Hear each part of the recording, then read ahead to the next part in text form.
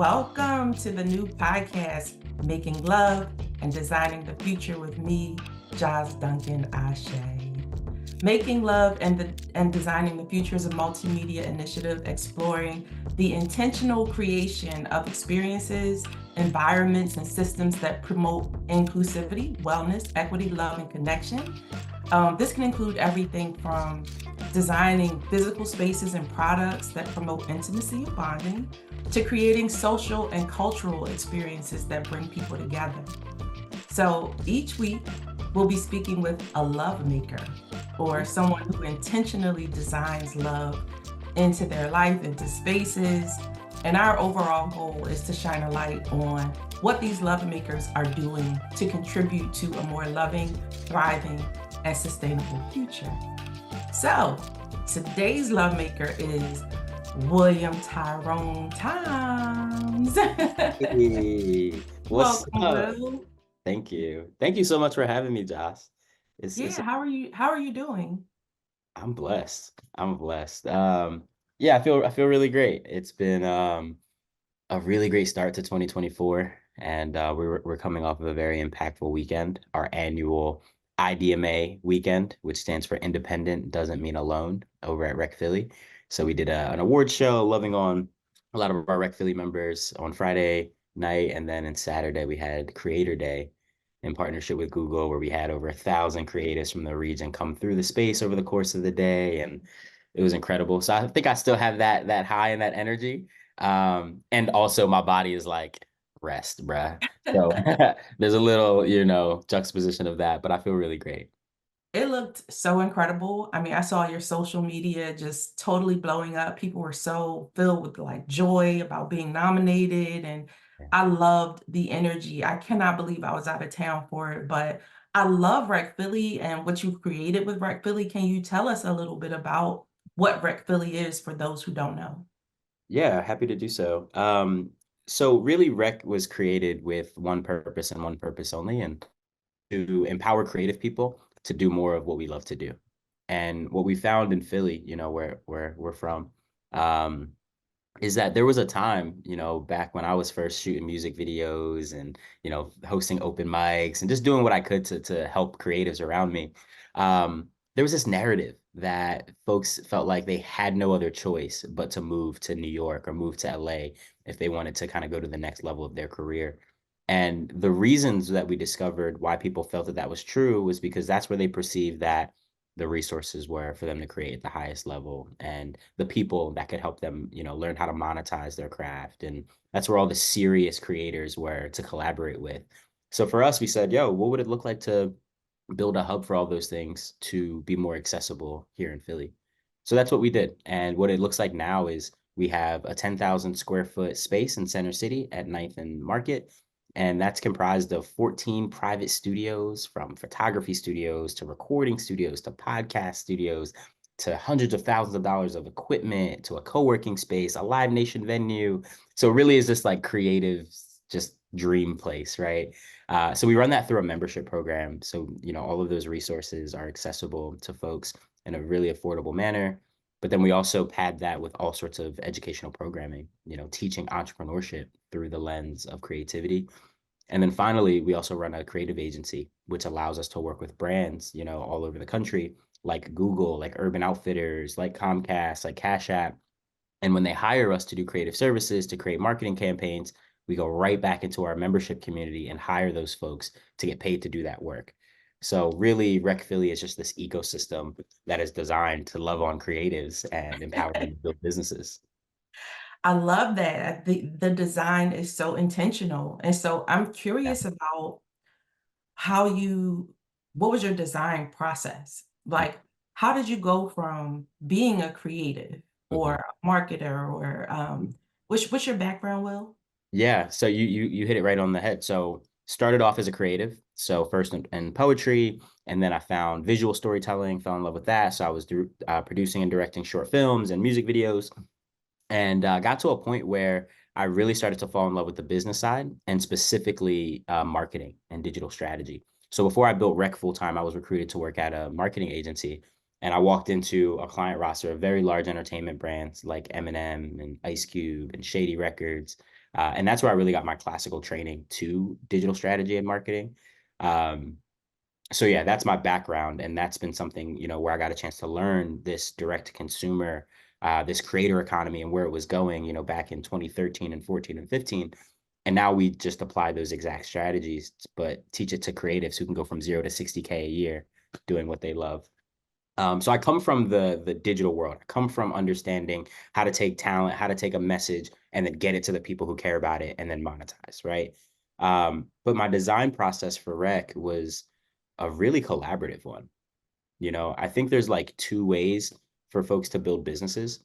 I think Mhm. one way is folks, think they have this genius idea and they say, I want to build this thing, and then they spend a ton of time doing it, and then they say, all right, it's done. Let me go find out who needs it, right? And let me Mhm. try to market Mhm. it and sell it. Mhm. But we didn't build Rec that way. We really built Rec the opposite way, where we got really, really clear on who we wanted to serve and how we wanted them to feel, Wow. right? It was Mhm. always about creative entrepreneurs. And it was always about how do we make sure that they're empowered by having access to what they need when they need it. Mhm. And by doing that, we said, okay, cool. Well, let's go take this hunch of an idea that we have, right? We did have the vision for a space, and some of the things that would be in it, but immediately to test it, we went and we found, 100 creatives that were literally like our dream members. Like, these are Mhm. the people that we would hope would want to be in this space. And we ran focus groups, and we said, look, we have this idea. Like, if you had your dream creative space, what would be in it? What wouldn't be in it? How should it feel? How should it smell? Like, how should we operate? Right. And together we would get that feedback. And then we were able to go and build the very smallest version of it in a warehouse in North Philly at Ninth and Dolphin. And then, right, it became iterative, and Rec now has just grown into this thing that I really believe has been community co-created, where a member at one point was like, I wish y'all had a sewing machine here, And we were like, oh, well, if you feel that way, I bet there's 15 other members who want it as well. And now there's a sewing machine in the design studio, right? And that's just one small example Wow. of how the studios are what they are and how our programming looks, right? And who we bring to the programming. All of that is through this like iterative process of just talking to the people we're serving, and not letting ego let us think we know better, but Mhm. saying, hey, this is who we want to serve. This is how, we want them to feel. And let's go ask them what that looks like. So I'm hearing three design principles. One is participatory design. So Yeah. you jumped into it with the people you wanted to serve and had them give input, which is awesome. And then you created a minimum viable product Yeah. over at Ninth and Dolphin. Yeah. So you had your minimum viable product so you could get that going, and Mhm. then you iterated. That's right. So these are like really interesting design principles, and I love hearing you talk about it through that lens. So this is really great, really great. So one of the things I'm interested in hearing is how do you make love in your work? Like what gets you in the mood? And so that's like a bit of a double entendre. Of course it is. Listen, the love making process is special. Mhm. I think it's best served when it's intentional, but also a healthy mix of spontaneity, you know. Okay, well, come on. You know, um, for me, the process is always, always passionate. I think like creating anything that you really care about, you have to bring a level of passion to it, right? Mhm, Like, mhm. and especially, for me as an entrepreneur, like all I am really is a glorified problem solver, right? So it's really been about figuring out the problems that I want to solve, and then bringing an almost irrational level of passion to solving that problem, Mm. because there's always going to be difficulties, right? As you're navigating, right? You got to get through the awkward phases, you got to get through just the understanding and the listening, right? And then ultimately, I think that passion is what keeps you at it, right? And keeps you innovating, in a beautiful way. So for me, I think like designing love, it comes through that. It's like, yo, are you passionate? Are you intentional? Are you also bringing that spontaneity into the fold? But then also, like, I think that intentional piece for me, what I mean when I say that is like, I think the best kind of love is the love where like you really are approaching your beloved in a way where like you want the best possible version of them for themselves, right? And Love that. And sometimes we get hung up because we don't remember that like that should be true without whatever it means for you, Mm. right? So for me, Break that like, down. Wait, break that down. Well, that's deep. That's good. yeah, because I think sometimes people approach love as this thing of like, oh, I want what's best. I want what I think is best for this person, Hmm. right? Especially if it also means something great for me. Like, Hmm. I love you as long as we're together, right? I'll support you as long as we're together. But that's like such a small, constricted version of love, right? And I would Hmm. argue maybe not even love, right? But Hmm. to me, I think it's about saying, like, okay, what is this person's vision for themselves? How can I, incubate that, challenge that, allow that to be possible? Even if that means that sometimes I got to get out of the way, so I think again, designing love is also about like designing the greatest possible thing for that person that you love, um regardless of sometimes what that means for you. So I think as designers, we have to know that our ego is in the right place as we're creating these things for the people that we're serving. I love that. And I love the way you talk about your audience and how you serve your audience and how you give them space to participate. But as you have now become not only a creator and a founder, you're like a boss. So let's talk about how you design love, that infrastructure that supports care from a leadership perspective. So what does love look like in your leadership? Yeah, that's a great question. I think as I hear you ask that, what's really interesting is I don't even think of the audience as an audience. I think of it more as a community. Mhm. And I think the connotation there is like audience is like one person talking and everyone else just passively just kind of listening. Yeah. Whereas community is just so much more, the communication is flowing in all directions, Mm. right? And I think you show up differently when you know that like you are also who you serve versus thinking that like the audience is not like me. There's a difference, right? There's like this thing versus like, yeah, we're all in here together. So I'm just going to play my role. And as the leader, go ahead. I gotta stop you. No, go You ahead. just helped me to make sense for something. Hmm. For myself, my team always laughs at me because they say I hire people on the spot, I hire people that I know, I hire friends. I think what it is I feel very comfortable bringing people onto my team that are a part of my community. Yeah. And So that is so interesting. Thank you for laying that out because it helps me to make sense of why some people really speak to me yeah, and others feel a little foreign. So yeah, when people are directly in my community, when I've had the opportunity to watch them work or to interact with them or to hear from them about things that matter, it's a lot easier for me to say, okay, that's come on right. board. So sorry to And interrupt you there. I just wanted to, no, let all you know that that really helped me. yeah, all good. And what I think is dope about that and what makes sense to me as a leader who hires people, like the thing about hiring community members is like because we're already in community, there's certain unspoken things that we already know and agree on and believe in collectively, right? Mhm. And sometimes that is almost, if not more important than the actual skill set. And the skill set can be taught, but some of these other cultural things underneath it all, it's really difficult and time consuming to teach, if ever, right? So I understand that perspective. And I think as a leader, the other thing though that is so important when you're leading and loving on people well is setting strong boundaries. Mm. Like my favorite definition of boundary setting is boundaries are how you can love yourself and the other person at the same time, Mm, mm, right? So yeah, it's like I like your approach and being able to say I can hire someone on the spot, right? And also, though, your boundaries also get to be sturdy enough that if they're not actually the right person for the job, you can have the hard conversations and help them understand where they're falling short, how they can improve, or maybe having the conversation that that might not be the best place for them anymore. yeah, Right. yeah, So those healthy boundaries is something that as a leader, I had to learn, right? mm. And even just like the tough communication, having those hard conversations that ultimately lead to the best outcomes. But I've seen in both the business process and just making love in life, if you're not willing to have those difficult conversations, you're really limiting your capacity for all the best parts of the thing. So can you tell us about maybe a difficult conversation that you've had either in making love in your life or in your work or anything, and what was the outcome? Yeah, wow. I mean, I've got one top of mind because I just had it a couple of weeks ago. Mhm, Um, so I've been really fortunate to have a lot of employees who have been on this journey with me for a long time. Um, Folks that have been around for 6 and 7 and 8 years. And most recently, one the longest standing of our staff members was there for 9 years.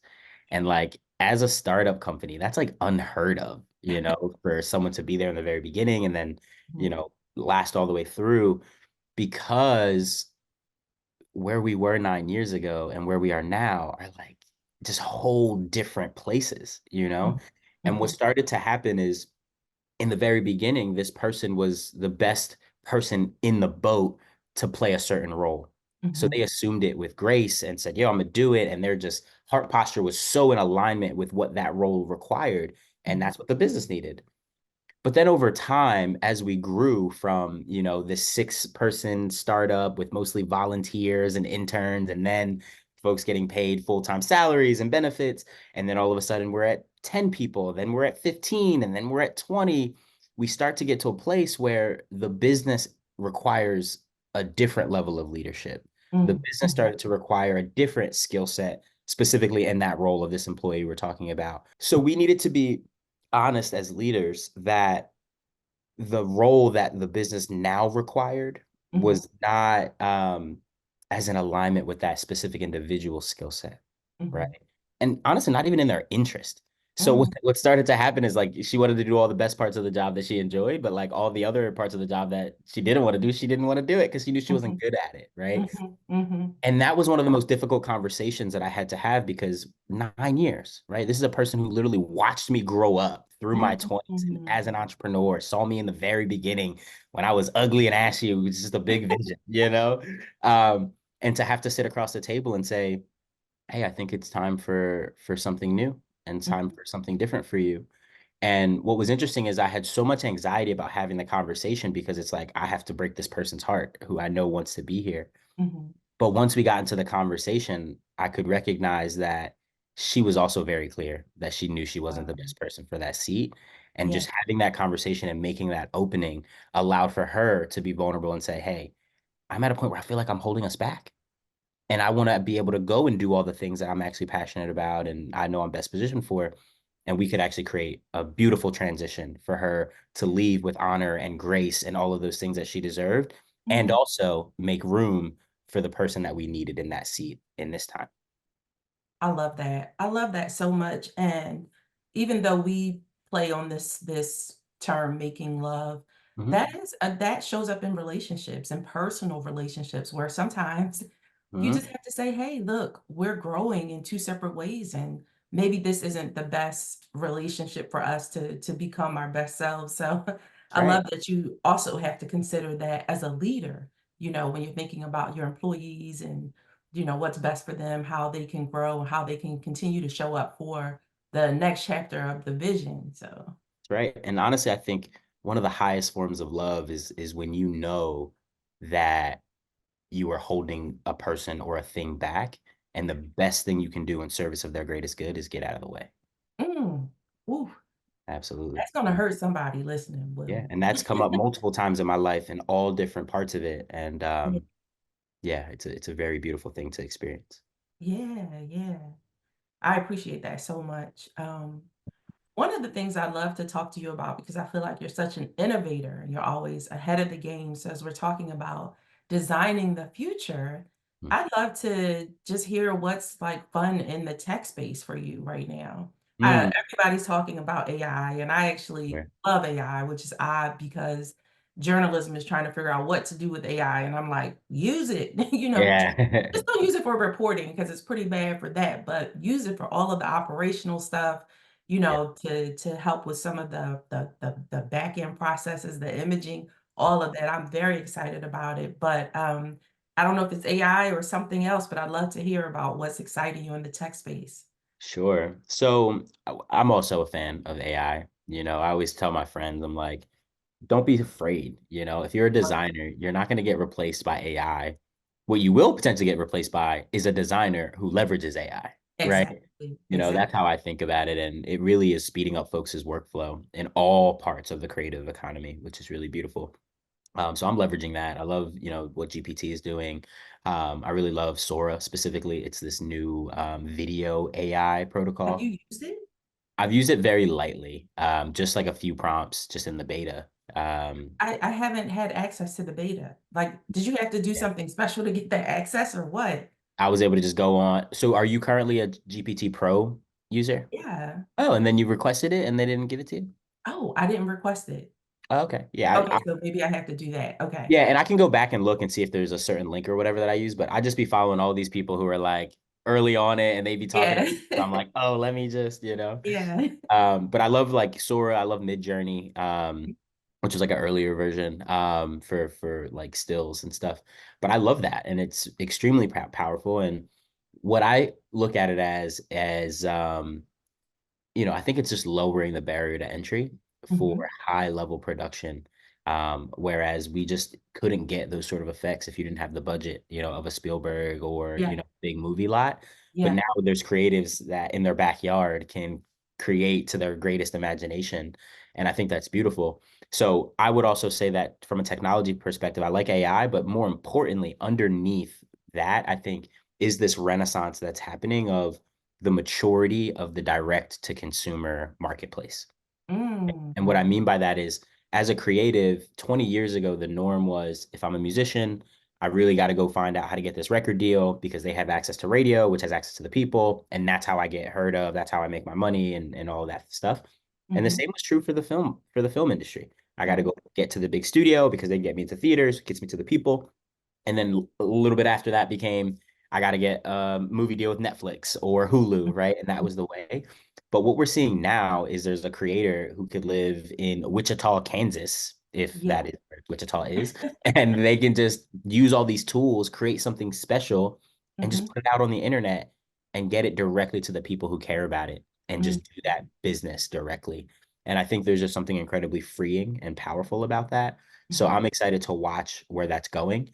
And I think, the institutions are finally catching up to the power of that, Mhm. where, a Goldman Sachs is projecting that by 2027, they're projecting $480 billion of the creative economy. And I think that they're even missing, a lot of what's happening underground of creators paying each other and things like that. But anyway, I'm just excited for the revolution that as creatives and designers and artists, we are already less dependent Mhm. on these Mhm. institutions who we know historically haven't loved us truly. Yeah, no, I think that's a great point. One of the things I'm concerned about in that space, though, is the way the algorithms really are super heavy-handed about who gets to see content, and who gets to receive the marketing messages that are being put out there. And Yeah. so I heard of a just kind of like a timely news story about Vice Media. Have you been following what's been happening with them? No, catch me up. So basically, Vice Media started as this kind of grungy rock and roll magazine I'm that was, familiar. Yeah. yeah, just kind of putting magazines in every apartment building, and they went to big investors to fund just really scaling up and turning into a full-fledged media company. And of course, we know there was like Viceland and Vice News, and they did the Yeah. wildest, craziest stories. And I loved Vice and everything they kind of Mm. did because it was definitely very edgy Yeah. and very cool. But they relied on investors, Yeah. and they also relied on advertising. And so, in around 2016, 2018, they were using Facebook to get their news out. And at one point, Facebook's algorithms really catered to news. And Mm. so people were going onto Facebook every day and getting their news from news outlets. But then they started getting in a lot of trouble in this era of challenging fake news and misinformation. And so Facebook changed their algorithm. Mm. Basically, that completely shut down Vice's ability to reach their audiences, and Yeah. their advertisers started to pull back, and ultimately, they filed for bankruptcy, and Yeah. they're pretty much closing at this point, but I'm like, "Wow." You Yeah. never really think about what the algorithms are doing and how they Mhm. can kinda stand in the way of how people reach their audiences, so Yeah. I I'm mean, just wondering what you think about that. I think about this all the time. I have the privilege of working with so many creatives who are building their businesses, and I tell them right away, like, if all of your audience and your customers are communicating with you exclusively through Instagram, Mhm. tough news is those aren't your fans. Those are Instagram's fans, Right, you exactly. know? So I always tell people like, yo, you need your website. Why? Because that's the only place on the internet that you actually own. You need to be collecting emails. You need to be collecting phone numbers. Why? Because if Instagram goes down tomorrow or Facebook goes down tomorrow, the algorithm changes, you still have a direct line of communication to your people. So if you don't own the communication channel, you don't own the relationship. And Mm. that's just what we have to understand, you know? And, you know, it's funny, you know, as you talk about the shifting of the algorithms, what is triggered for me in my mind is this term, digital redlining. That's Ooh. really what it is. It's like we're using the real estate of these platforms to communicate and do the thing, but they could at any point just switch it up and say, yo, you're not going to get access to these people anymore. And Mhm. it's just like when they was like, yo, certain people not going to get access to live in this neighborhood, right? Like, and we're at the mercy of that again, unless we really understand and design our businesses with that level of intention to say, hey, I'm going to prioritize being able to reach my people wherever they are, whenever. Digital redlining. Yeah, Yeah. did you create this term, Will, I or didn't know. I didn't make that up. oh, okay. I don't, I wish I remembered who I heard say it first, but as soon as I heard it, it resonated because I'm like, that's exactly what this is. Yeah. Wow. Yeah. Yeah, no, I actually, if you could break down what redlining is for the Yeah. listeners, some people might not really understand what that is, and then, I'd love for you to unpack digital redlining. That's Yeah. that's a good one. Happy to do it. So, you know, when you think about America, right, we're a capitalist, you know, a society here. And when you think about how folks have been building capital over the last few hundred years, the biggest one and the fastest growing one was by owning property, you Mhm, know, and the mhm, simplest version of that was owning your own home. And there's many, many times in history where there were these surgences of people being able to buy property to the point where even the government would subsidize people to be able to buy homes, to be able to, you know, spur their economic mobility. But historically, Black and some brown people have been left out of that intentionally. And when you go to a bank and you ask them for a loan to buy your home, the bank can look at where you're trying to buy and they can look at your all these data points and all that stuff. And then they have the power to say yes or no, I'm going to give you this loan, which really is a saying yes or no to you having the ability to own a property. And right, it's been proven, you know, that there were folks that were out here literally at the banks drawing maps and saying, I'm not giving any loans to people who are trying to live in this area that look like this. mhm. And that was one of the most disparaging, you know, practices for the building of Black wealth historically. Um, There was a literal red line around the areas that were kept out of lending and buying property. And what they're saying is like, not only are we not going to let people invest in this area, like we are actively creating a divestment, right, from this area. Property values become what they are. Property values are connected to the amount of taxes that people pay into the school district. The school district directly affects the education of our young people. The education of our young people directly accesses their opportunities for employment, right? So it's this whole cycle. And Exactly. redlining was really, you know, at the core of it. And to bring that to today, right? We can't create more land, right? You know, it's getting bought up and this and that. But there is a new frontier today, especially for us as creatives, which is the digital frontier. And now we're on Instagram and on the internets and, you know, all these different places. Um, but these algorithms, if we're not careful, have the power to do what the banks did, which is to say who gets reach and who doesn't, who gets access and who doesn't. And yeah, because of that, I'm just so intentional with making sure that there's a real ownership perspective in how we navigate and making sure we're not giving too much power to these platforms and letting them use us instead of us using them. I love this, Will. So good. So good. I cannot wait to put this out to our folks. So So, good. So yeah, I wanna wrap up. I do have one more. Well, I want to celebrate first and foremost that okay. Will Toms is our cover guy for the next issue of Love Now magazine. So that is our spring 2024 issue. Brother is looking amazing on the cover of the magazine. So if you're Thank hearing this, get over to ShopRite, the Fresh Grocer. We have a list of small businesses on our website, lovenowmagazine.com, lovenowmedia.com. Get your copy of this magazine where you can you. really get into Will's story written by Philip Browntree, aka Dr. Phil. Just a really, really inspiring story. So want to celebrate that. And for the closing question, I just want to talk about the future. Like, what are you designing for your future, for the future of rec, for the future of your Sure. work? Yeah. So first, I just have to say thank you. Thank you for having me here. Thank you for choosing me as the cover story. Thank you for the compassion that you guys even approach the story with. Sometimes when you share your story with a media outlet, there's a lot of nerves, right? Of just like, are they gonna do it right? Is they going?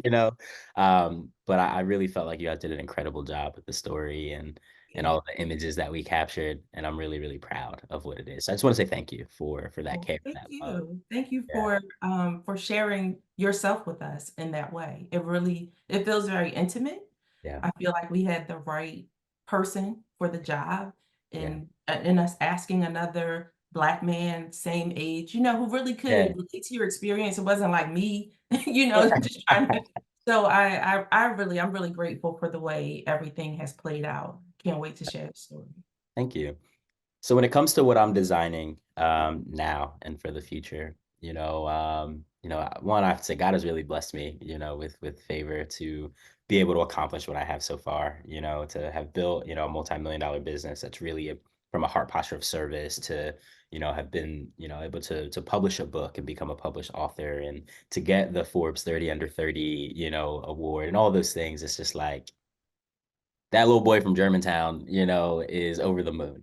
Um, so for this chapter of my life, now it's really about taking this idea of designing freedom to the next step, and I'm in a place now where I'm like opening myself up to all these other parts of my life that I haven't, exactly prioritized, and entering this phase of what does love and family and legacy look like for me, and I get excited by that.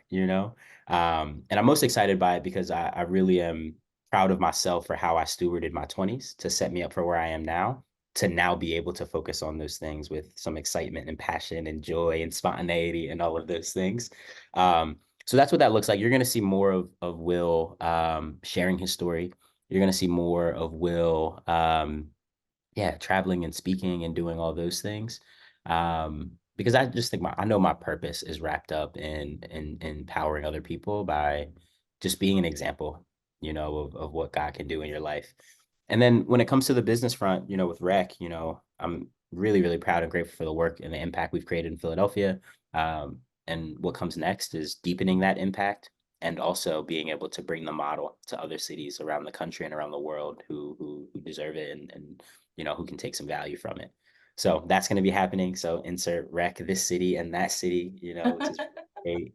Um, but then outside of that, I want to go buy some land and plant some trees and, grow my family and do all the things. I love that so much, Will. Well, it's been such a pleasure having you on the Making Love and Designing the Future podcast.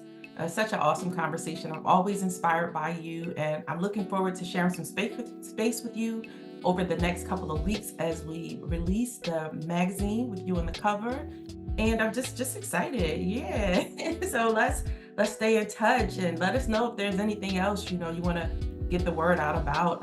We're here. We're going to be doing this every week. So um, Nice. just stay tuned. Look out for more information and yeah. Got it. Awesome. Thank you so much for having me, Josh. Always a pleasure and an honor. Thank you, Will. We'll talk soon. Thanks for listening to Making Love and Designing the Future, where we design tomorrow with love today. See you next week.